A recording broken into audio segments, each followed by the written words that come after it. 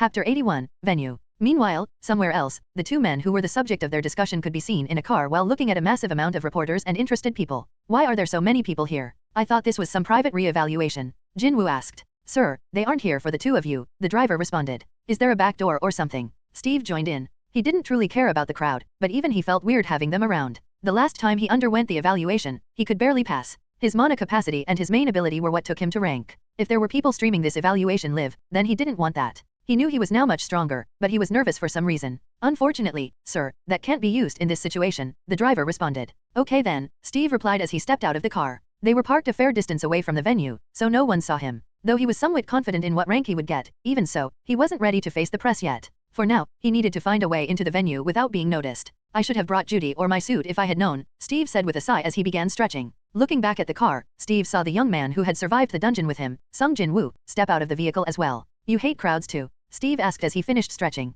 No sir, but I don't think it's a good idea for them to be present during the evaluation. Okay then, see you in there, Steve said as his countenance changed. Same to you, sir, Jin Woo said as he suddenly faded away. Huh? Steve asked, surprised. The boy hadn't left, he could still sense him just casually walking forward, but he couldn't see him. He had a stealth skill, that was surprising. Well, it really wasn't considering that the other party had access to a status board like he did.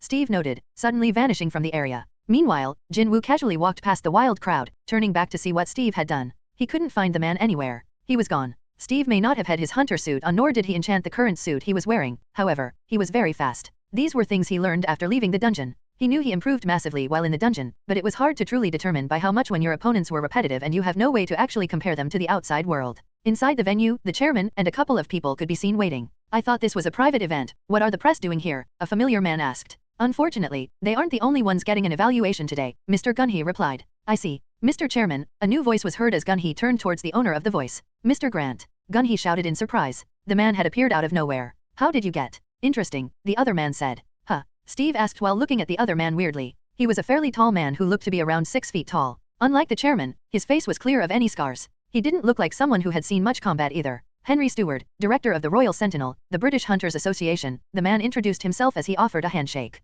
Stephen Grant, architect and craftsman, Steve replied as he shook the man's hand. Chapter 82, Respect. As he did so, Steve immediately assessed the man but was left disappointed. The man was nowhere near the chairman, so he couldn't compare the two. They bore the same title as director of their nation's associations, but they were not on the same level. From how the man talked, it was clear that he was the type to talk or act above his pay grade because of his position. This is the Henry you were talking about? Steve asked. Unfortunately, yes, the chairman replied with a smile. Oh, Steve replied as he turned back to look over where they were looking. The trio was standing in a small corridor that allowed them to overlook a large hall. In the hall was a group of people, but Steve could recognize most of them. They were Korea's S ranks, each of them was either part of some guild or was its guild master. Their fame was something else in Korea. It's that big, huh? Steve asked subconsciously as he looked in. From afar, he finally sensed the familiar masking of one's physical form, the stealth skill. Now we wait for Jin Woo, then we can proceed, Henry said. He's here, Steve said before pointing towards the only slightly dimmed soul in his vision. Soul perception wasn't really an ability he could turn off, he could see the physical world and the souls of all simultaneously. To him, Jin Woo was as visible as day.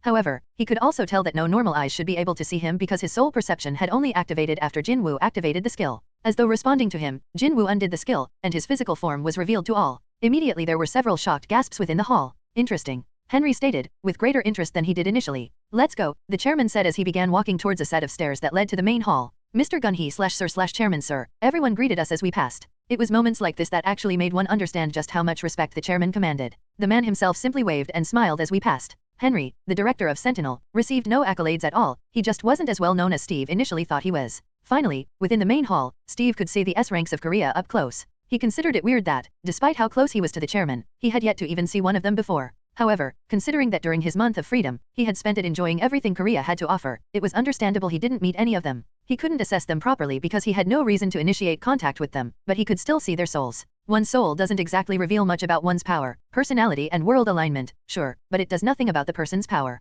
However, it could show glimpses of what sort of power the person had. The most obvious one here was Baek, the beast. He didn't need an introduction to know who he was, the White Tiger Guild was too popular not to know him. Even so, his soul wasn't exactly human, it was, as his title said, a beast. If he was given enough soul power, only God knows the sort of monster he would become. Chapter 83, Demonstration. Welcome, sirs, a young man said as they approached the center of the room. From the scanty look of the place, it was easy to tell that it wasn't the main location for the re-evaluation. There was no equipment for such a test in the room at all. Isn't this place a little too crowded for the test? Jin Woo asked. This is a demonstration room. Before the evaluation test, your real abilities need to be tested, the young man explained. So we have to showcase our powers in front of everyone? Isn't that a bit excessive? I mean, someone could have a vendetta against me and this will give them the full scope of my abilities, Steve said playfully. Truthfully though, he couldn't care less. Showcasing his abilities wouldn't change a thing. It wasn't combat-based, so even if one knew such a thing, they wouldn't know how he would use it. Showing one person or two doesn't guarantee that an opponent would win if they knew about it. Your chairman's abilities are known worldwide, but the ones that can actually beat him in combat even in this current age can be counted on one hand, Henry explained. If you say so, Jin Woo replied before suddenly walking away from the group. Steve watched with interest, considering that their origin was nearly the same. Well, he doubted that the boy had transmigrated as he did, but they were both survivors of that wretched dungeon. That dungeon was also the beginning of it all for them both. From the small and sheepish boy he saw back then, he had grown into a man. He, himself, had changed drastically, from a powerless schmuck to someone who was being evaluated for the title of Korea's second national level hunter. Arise, Steve heard before an overwhelming amount of soul energy clouded his vision. No, it wasn't just soul energy, they were souls. It was as though he was staring into an abyss, an afterlife. Shit, Steve said as his heart sank. He was one of them. The overwhelming amount of soul energy, the raw power hidden behind their moves. His sudden quick rise in power, he could say that the boy had risen to such a height as he did by absorbing a portion of the souls of the monsters he defeated. However, that wasn't what he was seeing. This wasn't a forceful swallowing of souls as his ability did. Every single soul in that abyss was glad to be there. They were under him. Mr. Grant. Gun, he asked, noticing his reaction. Don't mind me, Steve said as a smile appeared on his face. Okay, Gun, he replied, confused but choosing not to go further. Steve, on the other hand, watched on as he saw some black mass and an overwhelming amount of soul energy fill the area around Jin Woo. Barely seconds later, all that power condensed into three rather large beings. One of them was a literal bear, the other was just a very large knight, or at least it looked like one, and standing just beside Jin Woo himself was the one he considered the most dangerous of them all. It looked like a knight as well, but unlike the others who were just dark with several hints of blue here and there, this one had a long red cloth or feather thingy on its helmet, and its black cape waved around in the non-existent wind. Chapter 84, Concrete Replica. The creature stood tall and straight like a guardian. From what he could see, it wasn't the strongest in that abyss, but it seemed to be the strongest one that Jin Woo currently had access to. What are those? Gun, he asked, surprisingly calm unlike the many in the room. Even as he spoke, more and more of these shadowy soul creatures arose from the ground. Even high-level summoners had problems keeping 2 or 3 summons, and he could do about 50 without problems. My summons, I call them shadows, Jin Woo explained with a smile. Silence reigned throughout the room as they all examined and compared themselves to the creatures he just summoned. They were S ranks at the lowest, but even so, these creatures were on par with them. Fighting Jin Woo would mean fighting against God knows how many S ranks he could summon. Everyone watched with such a similar thought in mind, but Steve, on the other hand, continued to stare deeper into the abyss. He didn't want to believe that Jin Woo was one of those monarchs. Creating Judy and studying the gate had made him come to the conclusion that there were many more like Baron out there.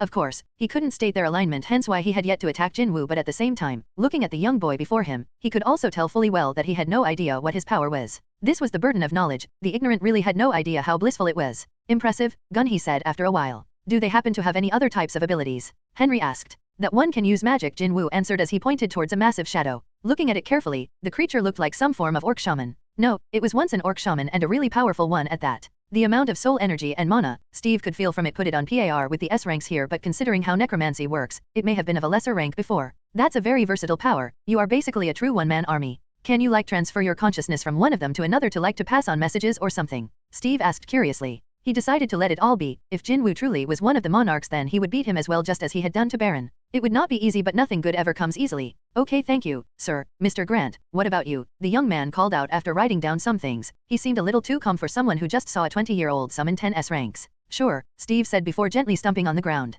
As soon as he did so, everyone saw a small portion of the earth rumpled up. Seeing this, the group immediately gave way as they tried to avoid whatever it was that was coming out. The rumpled earth grew larger and larger. It was as though it wasn't solid concrete anymore, but some form of mud or something. From this mud they all saw some beings rise. It was them. What? Steve heard several screams of shock as a smile formed on his face. Before him now stood about 7 people. He had created an exact copy of everyone in the room. Chapter 85, Tests.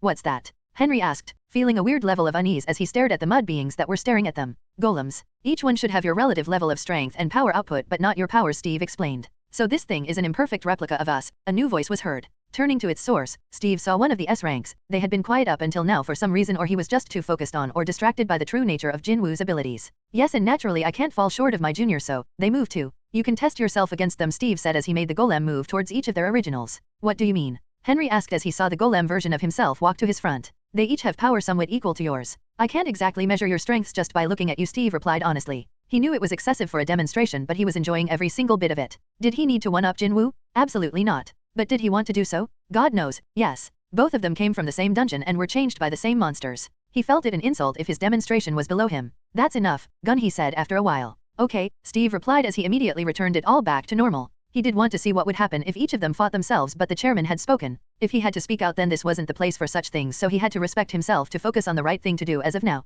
Is that all you can do? Henry suddenly spoke up. You're not impressed? Steve asked as he turned to look at the man weirdly. The chairman was complaining that his demonstration was excessive, and here he was asking if that was all he could do. No, that was indeed impressive, but I don't think you want him taking down that your ability is making statues or golems, Henry explained. Oh, that makes sense. I can manipulate any material I want, Steve replied as he reached out into the air as a sword materialized in his hand. Steve immediately grabbed the sword as he began swinging up and down, but his cool demonstration did nothing to the group, who were all shocked by the new display. He had created something from nothing. How did you that? Henry asked, making Gun-hee turn to him. Our job is to ask what his ability is, not ask how he does what he does, Gun-hee said as he immediately motioned for the tests to move on to the next section. Okay, thank you to you both for your demonstration. Now if you'll follow me, let's get the physical and other tests, the examiner said as he turned around and began walking. I overdid it, didn't I? Steve asked the chairman as they walked. The sword was okay, but the golems, there was no need for that. Gun-hee replied. Huh. Steve said as though he didn't know what he did. It seems he was a little too happy to display his abilities. He couldn't be blamed. His abilities had come so far that he had to showcase it in some way or the other. He had spent so much time in that godforsaken gate figuring out his abilities and developing them to what they were now that there was no way in heaven or hell that he wouldn't show it off. It was like buying a Lamborghini and leaving it in your garage because you don't want to show it off. Deciding to stop thinking about it, Steve focused on what was to come next, the physical test. Now that he thought about it, it was weird that in the original test, they didn't bother to ask the person to demonstrate their abilities. They just went straight to the physical test and then the mana test. He didn't know why that was, because the demonstration does set things up for a better evaluation. They all followed behind the examiner, who led them to the next room, which held several heavy-duty equipment. It looked like a gym, but one meant for superheroes. There was a very large thread in the center of the room, a large weightlifting section with exaggerated weights. Above that, Steve could feel, see, and even taste a lot of mana in the room. All of the equipment was enchanted. It made sense that they would, after all, no hunter above the A rank was normal. This was the true test. It allowed for better accuracy in categorizing the hunters, but even so, the cataloging of hunters wasn't exactly as accurate as they thought it would be with all of these. Baek, for example, is widely considered one of the weakest S ranks in the world. Well, Korean S ranks were the weakest in the world. But that's not the point. The point is that should Baek let loose completely, surrendering himself to the beast, then he would absolutely demolish Choi Jong-in, who is recognized as the ultimate soldier. The ranking was flawed, but could anyone truly measure the power level of another person?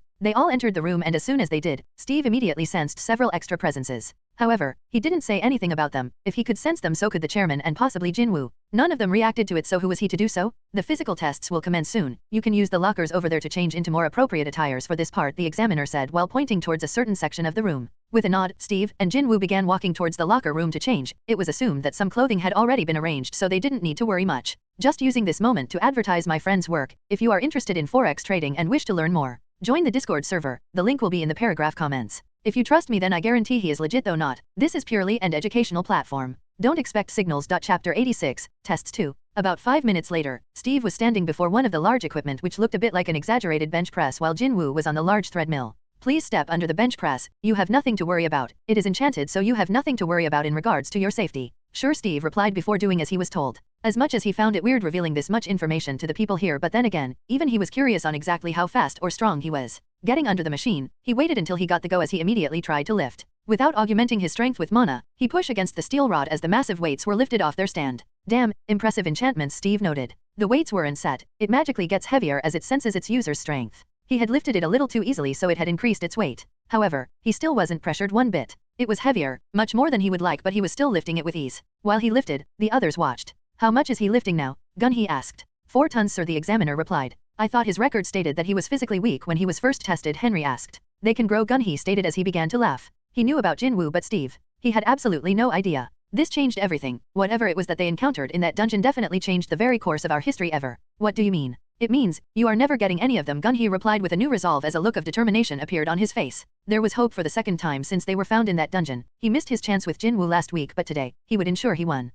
Isn't the strength test done? They all heard Steve call out from under the excessively large device. Gun-hee too remembered undergoing this test. It was one of the most annoying amongst all because of how impractical it looked, but even he understood that this was simply information the government required. How much now? Henry asked. 15. What? Gun-hee and Henry shouted at the same time. Was that even humanly possible? What situation would a hunter need to be able to lift 15 tons? Cave-type dungeons don't collapse even after intense combat. There were very few monsters that weighed within that weight class. Karmish was probably the only one he could think of, and there were very few hunters who he could think of that could match such a feat. You can stop now, sir, the examiner said. Sure, Steve replied as he dropped the weight back on its rack and stood up. That was okay, right? He asked almost as soon as he stood up. Yes, sir. Now we move on to the next test. Jin Woo is done on the threadmill, the examiner said as he began walking to the other side. At the center of the room, they could see Jin Woo now standing just beside the massive thread mill. He was done with his own tests on it. Can I see his results? Gun-hee asked as he turned the examiner who was in charge of Jin Woo's test. Here sir, the lady said as she handed over the clipboard in her hand. 8 tons, that's impressive, the man said before passing it back to her.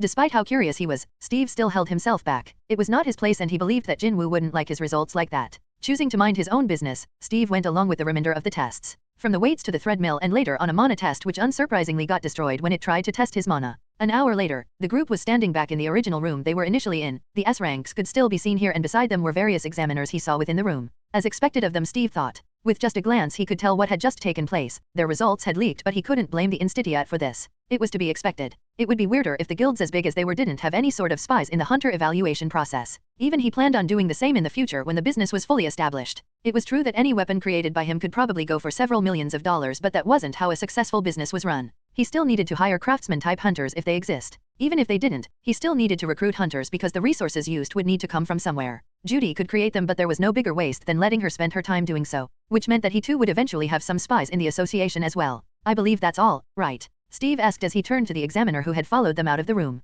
Not yet, sir. Your results are still being processed, the man replied. Oh, I see, he replied as he turned back to the S ranks. Looking at them again, he saw one of them, probably the most popular of them all, Baek You know, looking at him with his eyes glowing gold. Even from such a distance, he could spot it easily. Normally he wouldn't care but he felt naked before those glowing eyes. He was being assessed, a more accurate assessment than the tests. Mr. Grant, if possible may I have a bit of your time, Henry called out as he approached him. Don't waste your time, I'm not joining any guilds or associations, Steve said, knowing what the man was after. Turning to the young man who had just undergone the re-evaluation with him, Steve could see about 2 of the 4 S ranks present trying to approach him. Baek You know though still remained looking at him, his eyes still glowing. At this point, Steve felt he should act but held himself back. If he was being assessed then was probably frozen in fear. Chapter 87, Advertising. Steve wasn't so stupid as to not know the level of power he possessed at the moment. Apart from the chairman, he had yet to see anyone who was remotely close to him in power. The boy, Jin Woo, will probably surpass him soon but as of now, he was only just barely above the S ranks. Deciding to mind his own business, Steve expertly weaved around Henry who was still yapping about joining the Sentinel. Mr. Henry, it would seem he isn't that interested in joining you over in England, Gun-hee said with a clear proud smile on his face. Don't mean I'm giving up though, Henry replied as Gun-hee smiled. I didn't expect you to. Anyway, since the results aren't out yet, how about we set into my office for now, Gun-hee said as he gestured in the direction of his office. Minutes later, they were all seated in the office. Even if Steve couldn't read minds, it was obvious why he had requested for such a change in location. I'm sorry for dragging you in here with us, Mr. Jin Woo, but I could see you were uncomfortable with the amount of attention you were getting, Gun-hee said as he walked to take a seat behind his desk. Thank you, Jin Woo replied before taking a seat on one of the couches in the office. Then about you, what exactly do you plan on doing? Gun-hee asked as he turned to Steve.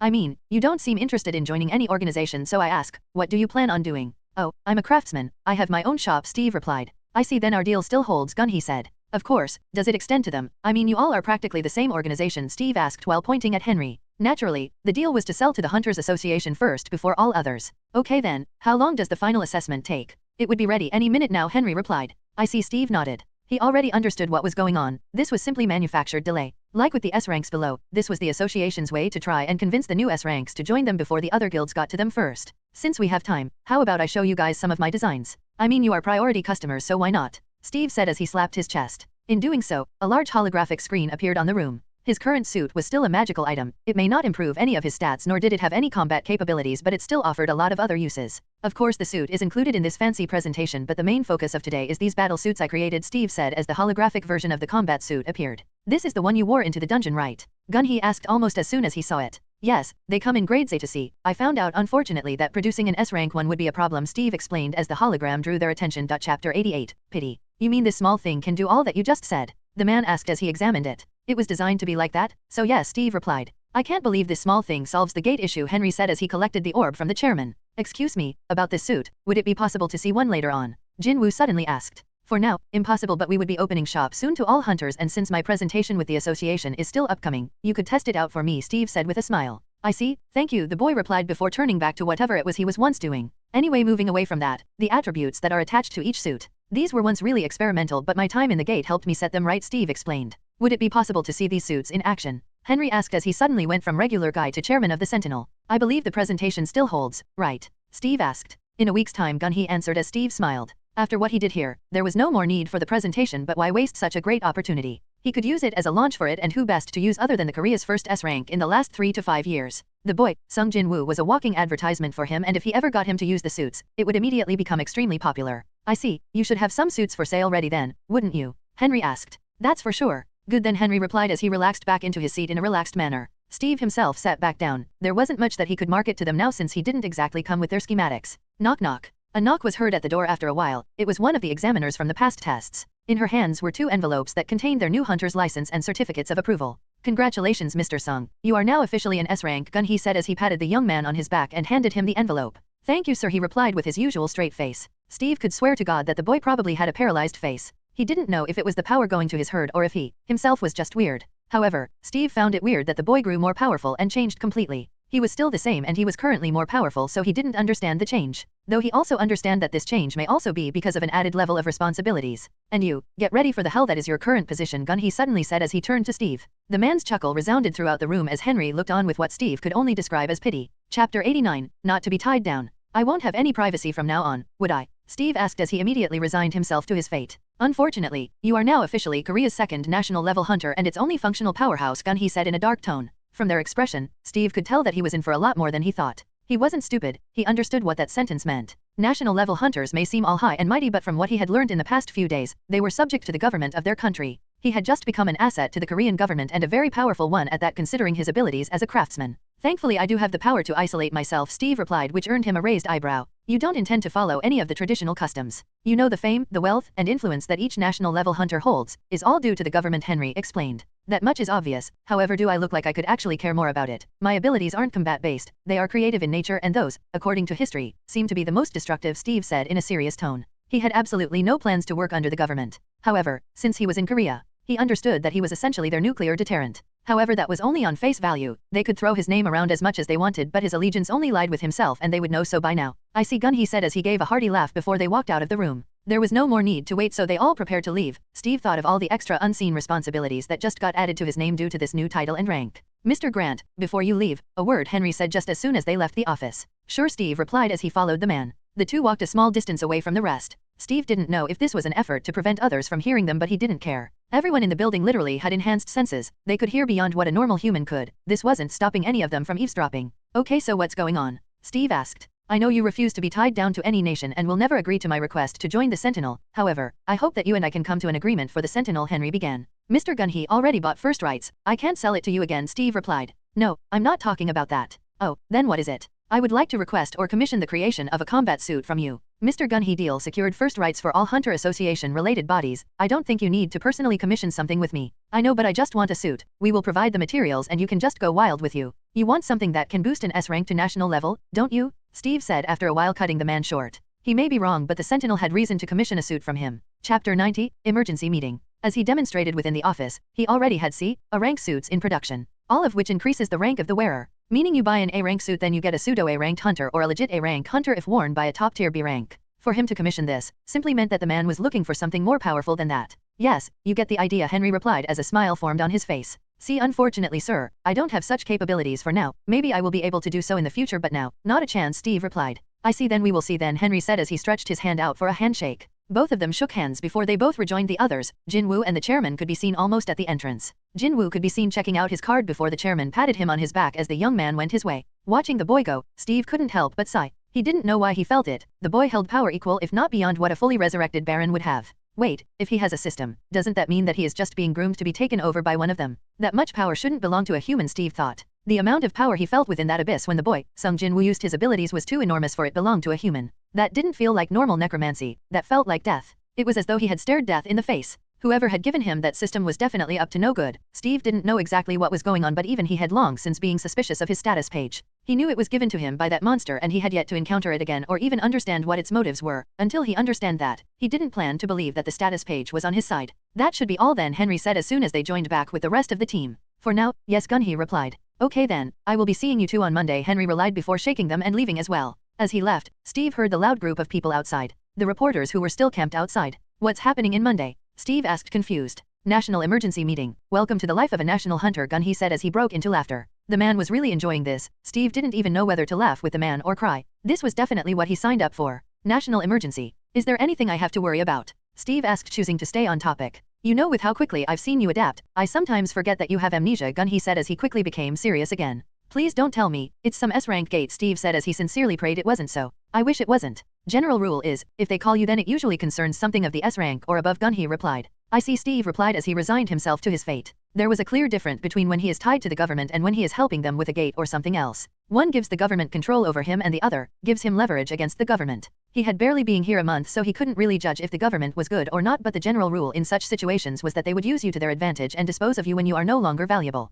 I'm guessing that you don't want to address the people now. Now, definitely not, Steve replied honestly. I understand, but don't think you can run away from it. I know, and I owe you one for this, Steve said before suddenly vanishing into thin air. The power of youth gun, he said with a tragic smile as he walked out of the facility to address the people. Meanwhile, Steve could now be seen reappearing just beside his car. It seems like this new title came with a lot more responsibilities that he wasn't ready for. Let's go, Steve ordered to the empty car, which immediately turned on before silently drive down the road. Chapter 91, New Project. Returning home, Steve focused on his work. He was very powerful now, both in terms of traditional power and political power. However, those didn't bring him peace of mind as creating did. As soon as the car parked, Steve immediately jumped out as he ran to his makeshift workshop. Welcome, sir. Judy's calming voice was heard as he entered the house. Thank you. So how was your day? Steve asked. Uneventful as usual, however, did figure out the design you wanted, Judy replied as she collected the man's suit jacket. Steve was not in the least surprised by her answer. After his final tuning, Judy had begun learning and picking up some human mannerisms. She was now more casual with him and behaved a more natural way now instead of her usual robotic attitude. This was what he hoped for, and he couldn't lie that he wasn't happy that he had experimented to create her.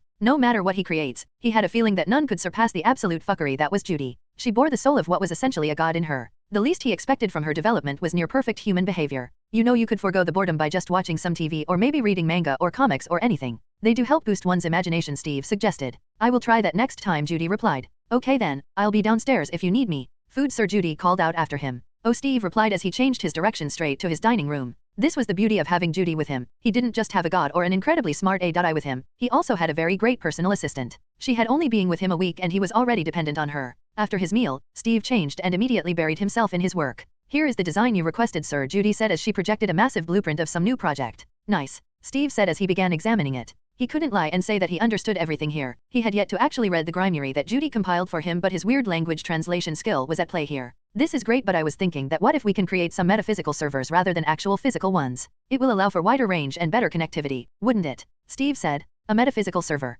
You mean creating a spiritual node by which all is connected? Yeah, something like that, Steve replied. After that, Steve didn't hear anything from Judy, rather he saw the projection immediately begin to change. They divided in two, one showcased the entirety of planet Earth and the other was a new blueprint. What would I do without you? Steve said as he rubbed her head, then immediately grabbed the projections and went into work mode. Steve was attempting to create the second craziest thing he had ever thought of. He planned to replace the internet with a magical net. There were a total of 4 things that made up the internet and he planned to completely replace them all. Those 4 things were your device, the connection aka fiber optic cables, protocols, interconnection. Creator's Thoughts Chapter 92, Magical Internet. The basic framework of the internet could be compared to a simple spider web. Your devices are the ends of the web, the center is the server you are connecting to. The web string is the connection and each web string has its own unique identifier that the server uses to identify and deliver information directly to them. This part was more complicated. However, Steve planned to recreate all that but in a magical way. He had no true reason as to why he would do so other than he could do it, so he was doing so. He already built a strong hunter network that worked with current technology. This was completely different. Wait, Judy, if we do succeed in creating this, what ways do you think it can be used that would profit us?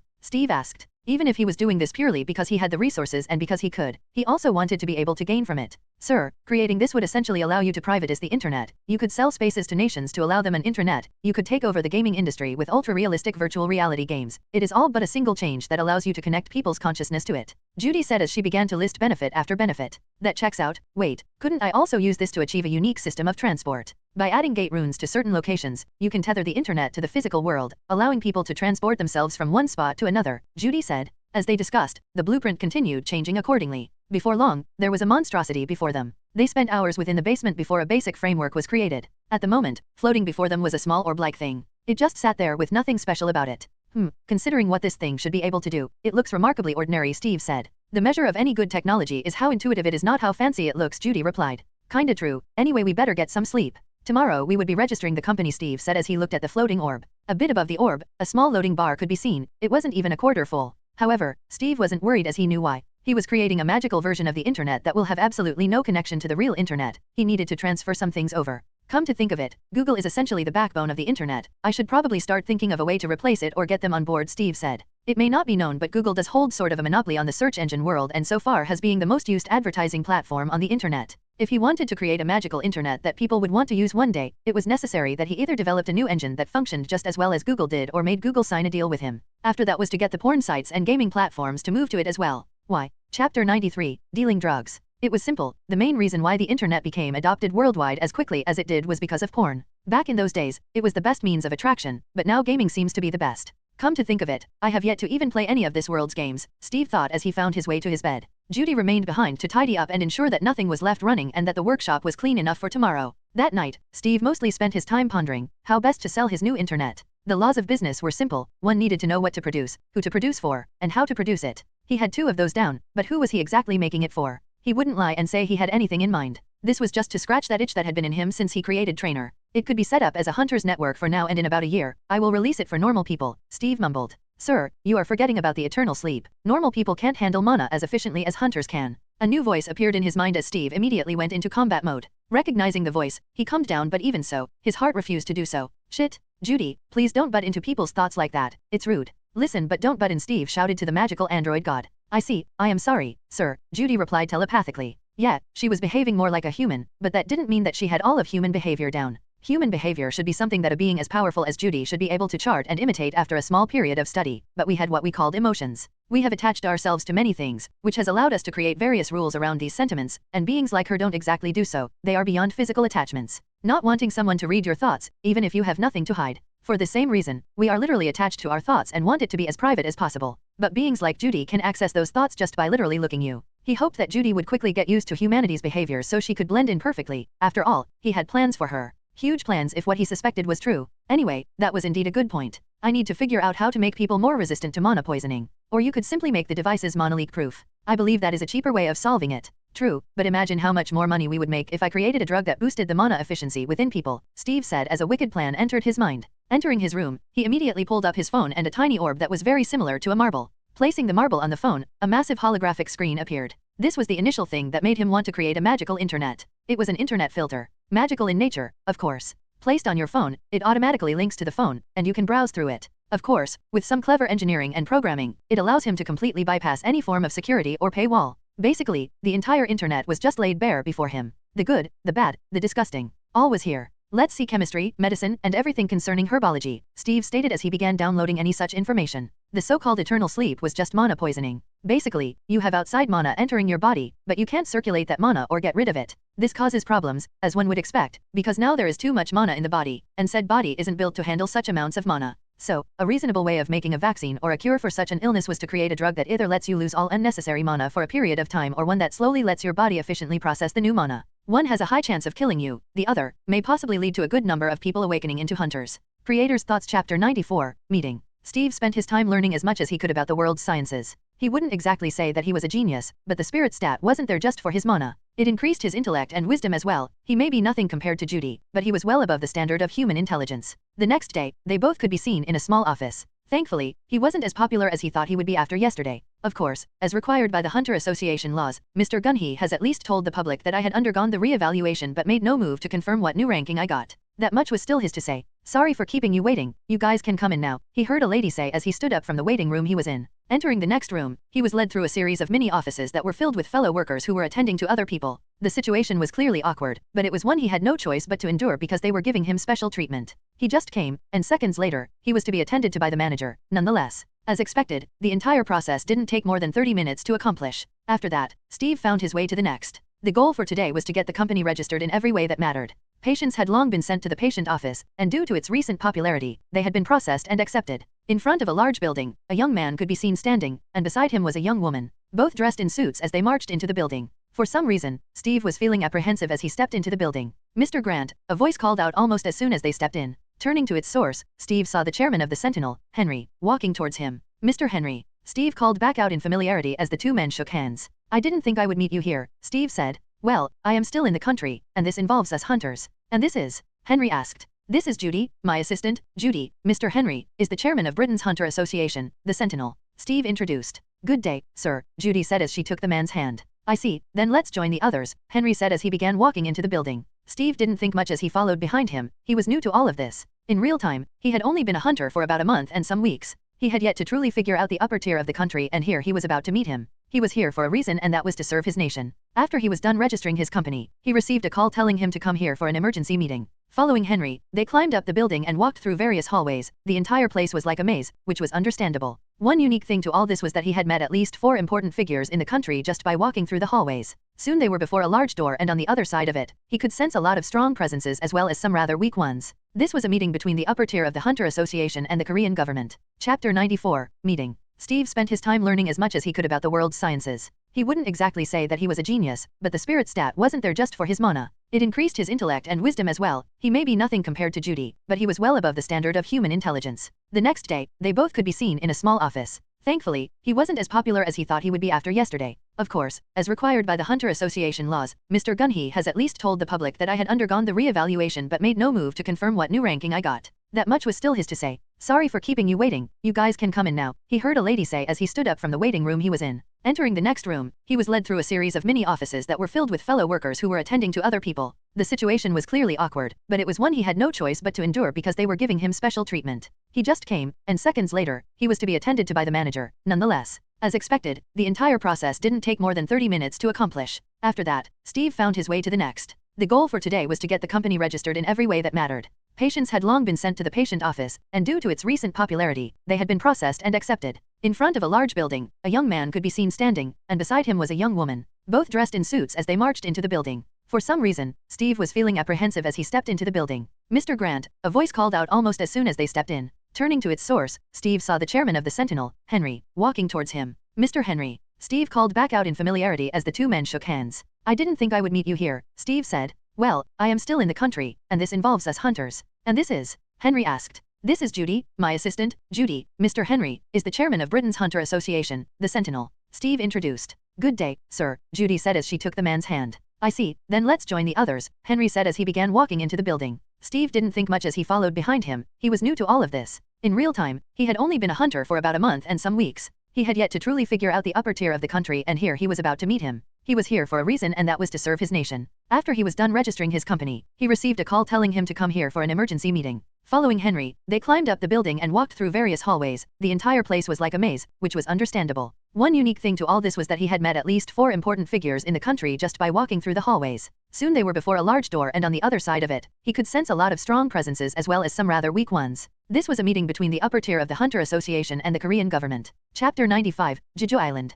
Here we are you ready? Henry asked. Sure, Steve replied as the man nodded and then opened the door. As soon as he did, Steve felt a wave of silence rip through the room. As all eyes turned toward them, Henry entered the room as though no one was looking at him. Mimicking the man's confidence, Steve did the same even if his heart was pounding. If he could hear it, then surely some of the other powerful hunters within the room would too. However, choosing to ignore it, Steve walked straight towards Gunhee, who could be seen beckoning him from the other side of the meeting room. As quietly as possible, Steve moved towards him while keeping a straight face. You're late, Gunhee said as soon as he sat down. As he did so, Judy simply stood back a short distance away from him. There was no other seat for her to use, so she stood. Well, I wasn't informed it would be this important, Steve replied. I am pretty sure they did. Okay, you've caught me, so what's going on? Out of control, S-rank dungeon break, Gunhee replied as he turned back to the front. What's that supposed to mean? Steve asked. For those just joining us, this footage was captured by a dashcam of a car on one of the islands surrounding the S-rank dungeon on Jeju Island, the presenter said, interrupting their discussion. Wait, Jeju Island, isn't that the one with the S-rank dungeon break? Steve asked. It is, sir. It seems the ants on the island have been evolving, and one of the flying ants just attacked an island besides Jeju. Judy replied telepathically.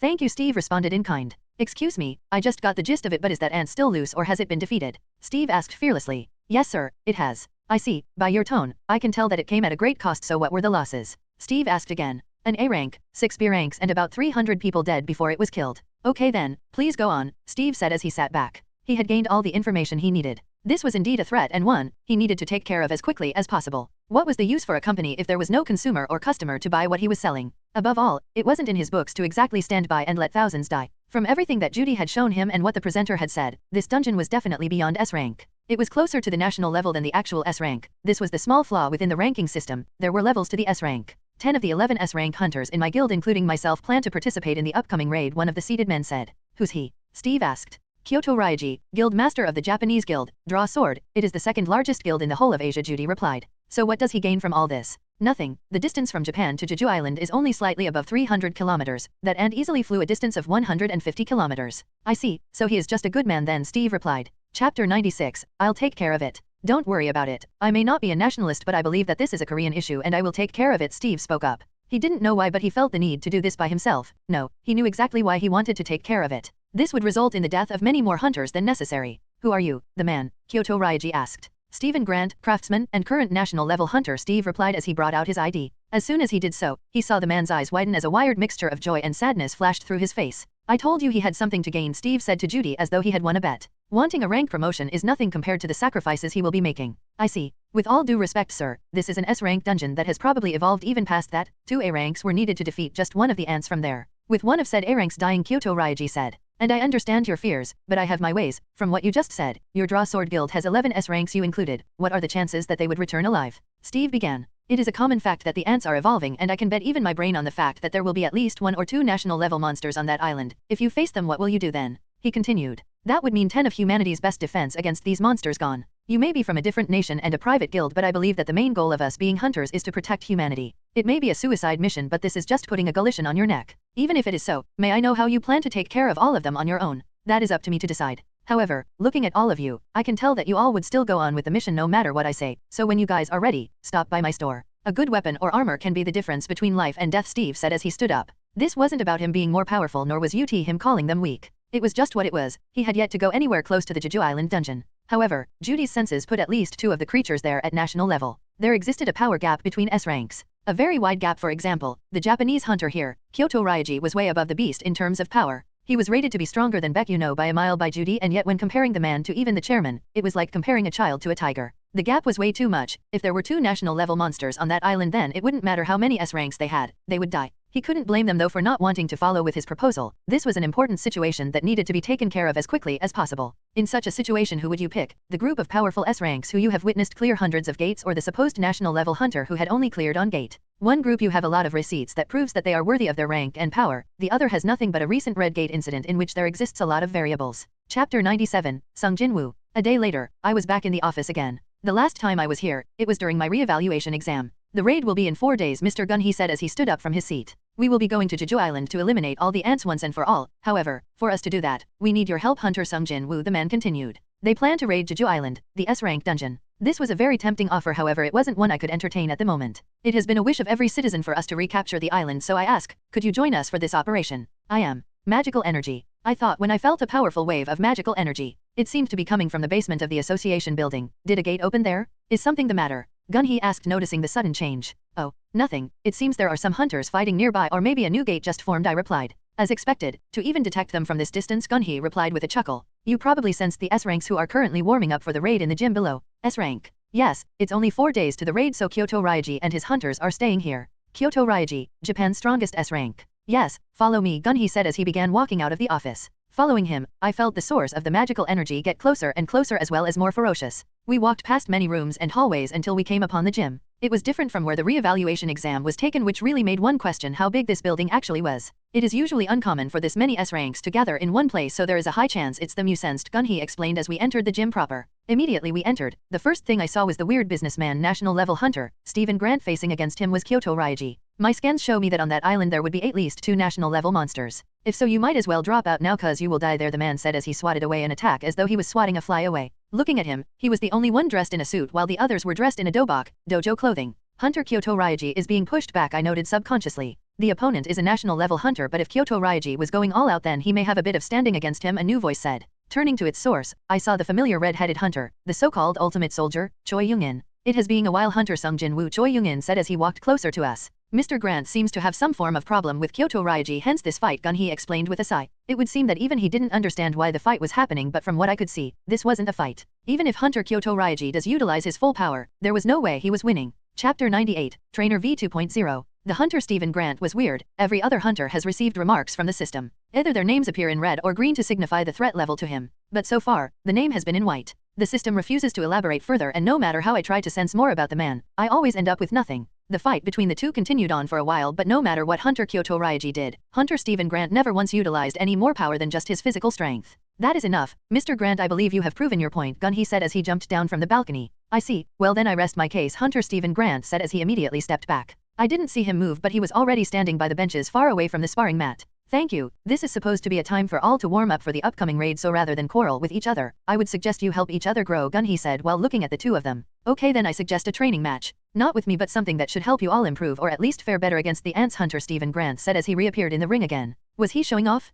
The man brought out a small orb which he immediately threw into the air. What are those? I heard Mr. Gun, he asked. Trainer. Improved version. If I am not allowed to clear the gate alone, then I can at least ensure that the people who go don't die unnecessarily. Hunter Stephen Grant replied. Is that thing even tested? How do you think I was able to survive for 3 months inside a red gate? Okay then. Activate, Hunter Steve Grant ordered before I felt a large wave of magical energy cover the entire gym. The intent behind the wave wasn't bad, nor did it even have any form of negative effects to it. It was just a magical wave of energy covering the entire room. The entire room has been isolated and from now on, treat it as though you are on Jeju Island. Nothing you do can harm the outside world, but the monsters here can harm you. Though cannot kill you, Hunter Steve Grant explained as I felt and saw the environment changing. The balcony I was on quickly melted away as I was now standing on a hill of broken buildings. This wasn't an illusion, my senses couldn't detect the railing I was leaning on initially. Those tiny orbs had completely changed our environment. This sort of power shouldn't be right. What is this? Hunter Beck asked as his eyes slowly turned golden. I brought Jeju Island to you. Now you can practice against the ants without too much danger. Remember, I can only replicate about 89% of their strength, so if you can't best then here, you will die there. Chapter 99, Training.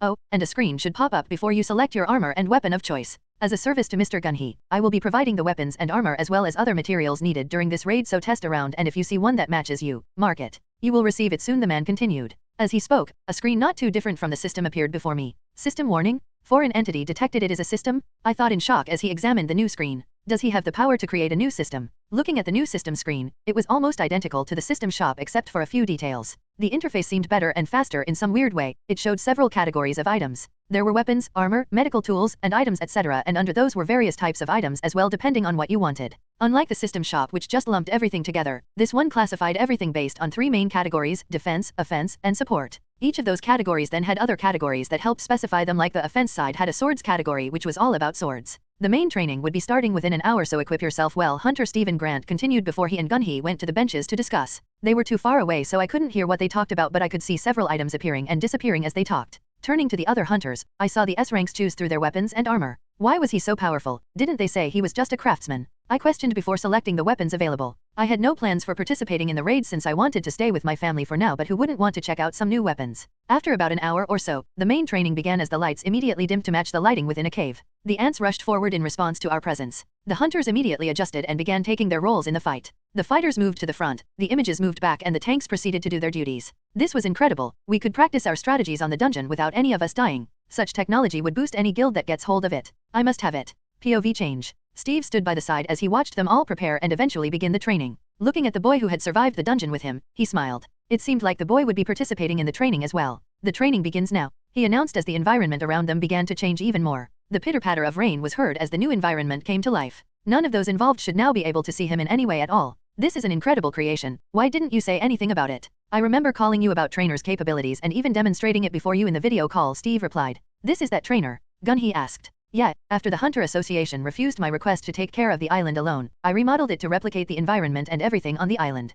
You went to the island, didn't you? Gunhee asked. Chapter 100, End of Training. Did I think? Steve laughed. This entire situation was funny to him. The association voted to send these hunters to their deaths when he could solve all this while sitting at home and watching TV. All to curry favor with the Draw Sword Guild. Even that point didn't make sense to him because the guild was sending 10 out of 11 of their S-rank hunters. Assuming all went well, they would lose at least 4 of those S-rank hunters and several tens of A ranks. After that, would the Draw Sword remain in their position as Asia's second strongest guild? These are exact replicas of the ants, aren't they? Gunhee asked as they both watched as one of the S-ranks was sent flying to the wall of the building. Unfortunately, Judy and I are still figuring that part out, so they are only around 82% similar, Steve answered truthfully. The ants on the island were evolving faster than they could predict, and there was also a slight chance that by the time the raid started, the ants would have gotten even stronger. Okay then, about your other products, how about tomorrow? Jin Chul tells me that you have already set up shop. How about we launch both a demonstration and a company launch for you tomorrow? That would be appreciated, though I don't have much to showcase, but you will be blown away, Steve replied as a genuine smile bloomed on his face. With that, the two men continued to discuss minor business while watching as the hunters battled against the hologram ants. All of them could be seen in his combat suits with his company logo and name written boldly, Arcane Technologies, on them.